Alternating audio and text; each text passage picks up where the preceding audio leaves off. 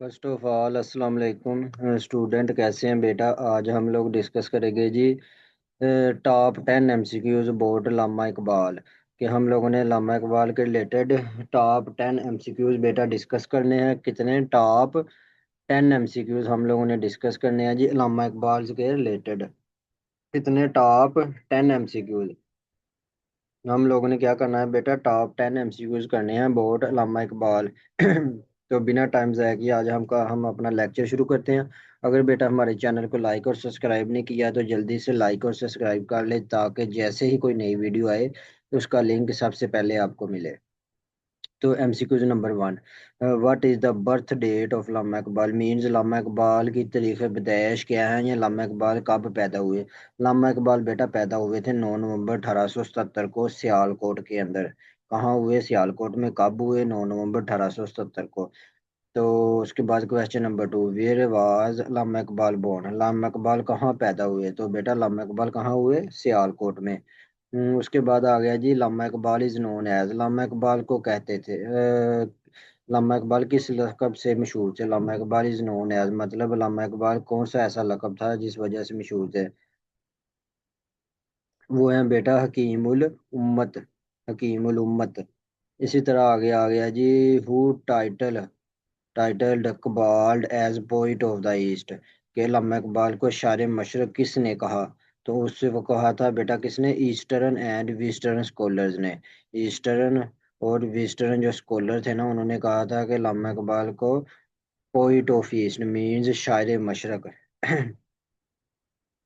Allama Iqbal presented the idea of Pakistan in which year? के अल्लामा इकबाल ने किस साल आइडिया ऑफ पाकिस्तान का दिया? वो था बेटा 1930 के अंदर। कब? 1930 में तस्वर पेश किया पाकिस्तान लहदा रियासत का। ठीक है। In which city did Allama Iqbal delivered his famous Allahabad address? उनका कौन सा वो शहर था जहाँ पे अल्लामा इकबाल ने डिलीवर किया हिज फेमस इलाहाबाद एड्रेस? तो वो था बेटा इलाहाबाद। वो जगह क्या थी? इलाहाबाद। इसी वजह से उसी को नाम दिया गया। उसे नाम क्या दे दिया गया? इलाहाबाद का।